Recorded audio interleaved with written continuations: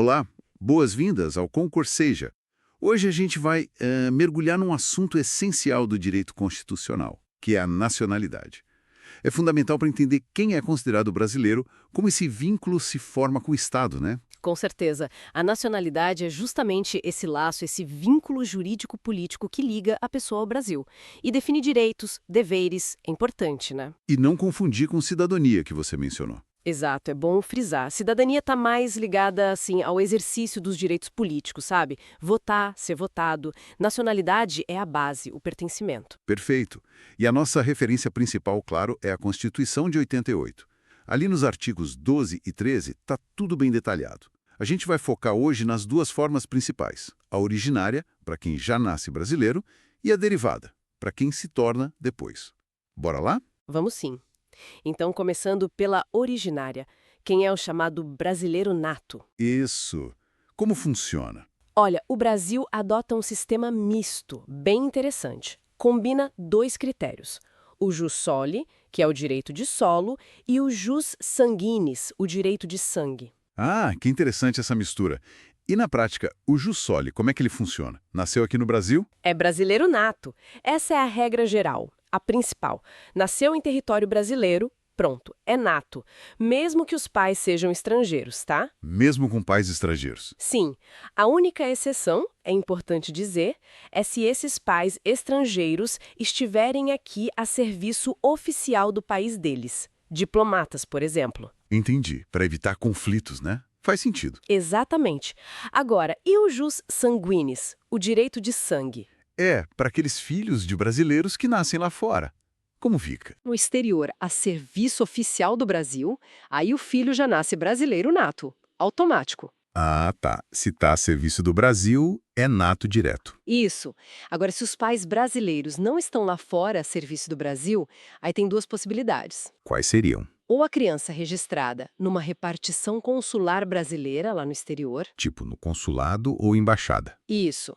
Ou então, se essa pessoa vier a morar no Brasil mais tarde, depois que atingir a maioridade, ela pode optar pela nacionalidade brasileira. É uma escolha dela.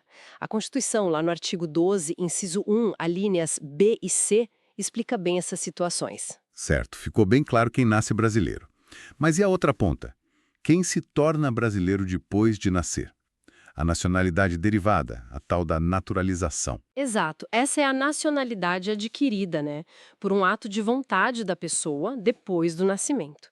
E a Constituição, no artigo 12, inciso 2º, prevê duas modalidades principais de naturalização. Duas, quais são? A primeira é a que a gente chama de ordinária. Ela é para estrangeiros de qualquer nacionalidade que cumpram alguns requisitos que estão definidos em lei, hoje na Lei de Imigração. Que tipo de requisitos? Coisas como tempo mínimo de residência no Brasil, ter idoneidade moral, capacidade civil e também conseguir se comunicar em português, né? Certo. Mas olha que interessante. Para pessoas que vêm de países de língua portuguesa, Portugal, Angola, Moçambique, etc., a coisa é bem mais fácil. Ah, tem uma facilitação. Como funciona? Sim. Para eles, os requisitos são mais brandos. Exige-se apenas 1 ano de residência ininterrupta aqui no Brasil e comprovação de idoneidade moral, só isso. Nossa, bem mais simples mesmo. Um tratamento diferenciado para a comunidade lusófona. E a segunda modalidade de naturalização? É a chamada naturalização extraordinária. Essa é para qualquer estrangeiro, não importa a origem, que resida no Brasil há mais de 15 anos, sem parar, sabe? 15 anos ininterruptos. 15 anos? É bastante tempo. Sim, um vínculo forte já. E além do tempo, a pessoa não pode ter nenhuma condenação penal. Se ela cumprir isso e pedir a nacionalidade, ela consegue. É quase um reconhecimento desse longo tempo de vida aqui. Entendido. Faz sentido reconhecer esse vínculo duradouro. Agora, uma dúvida muito comum. Na prática, do dia a dia, ou mesmo legalmente, tem muita diferença entre ser brasileiro nato e ser naturalizado? A Constituição faz distinção? Olha, a regra geral, o princípio básico, é a igualdade. O artigo 12, parágrafo 2º, proíbe qualquer distinção entre natos e naturalizados, exceto nos casos previstos na própria Constituição. Ah, então existem exceções previstas na Constituição. Existem, são poucas, mas são importantes, estão listadas lá no parágrafo 3º do artigo 12. São alguns cargos públicos que são privativos de brasileiro nato. E por que essa restrição? Que cargos são esses? A ideia por trás é que são cargos considerados, assim, estratégicos para a soberania nacional, para a segurança do Estado. Entendi. Quais seriam eles? São presidente e vice-presidente da República, presidente da Câmara dos Deputados, presidente do Senado Federal, ministro do Supremo Tribunal Federal Só os chefes dos poderes, praticamente? e o STF. Isso. E também, Carreira diplomática, oficial das Forças Armadas e ministro de Estado da Defesa. São esses. cargos realmente de comando e representação externa e defesa. Exatamente. Fora esses cargos específicos, o brasileiro naturalizado tem todos os direitos. Pode votar, ser votado, prestar a maioria dos concursos públicos, enfim, é brasileiro com quase todos os mesmos direitos e deveres do nato. Certo. Outro ponto que gera muita dúvida. E ter mais de uma nacionalidade? A dupla nacionalidade, o Brasil permite isso? Permite sim, mas não é de qualquer jeito. A regra geral, na verdade, é que o brasileiro que adquire voluntariamente outra nacionalidade pode perder a brasileira. Ah, então a regra é perder. A regra é que a aquisição voluntária leva à perda. Mas aí vem as exceções importantes. O Brasil permite manter a nacionalidade brasileira junto com outra em duas situações principais. E quais são essas situações? Primeiro, quando a outra nacionalidade também é originária, ou seja, quando a lei do outro país reconhece que a pessoa tem direito àquela nacionalidade desde o nascimento. O exemplo clássico é o direito de sangue, né? Descendentes de italianos, portugueses, alemães, que têm direito à nacionalidade dos ancestrais. Nesse caso, pode ter as duas sem problema. Ok, se for originária, também pode. E a segunda exceção?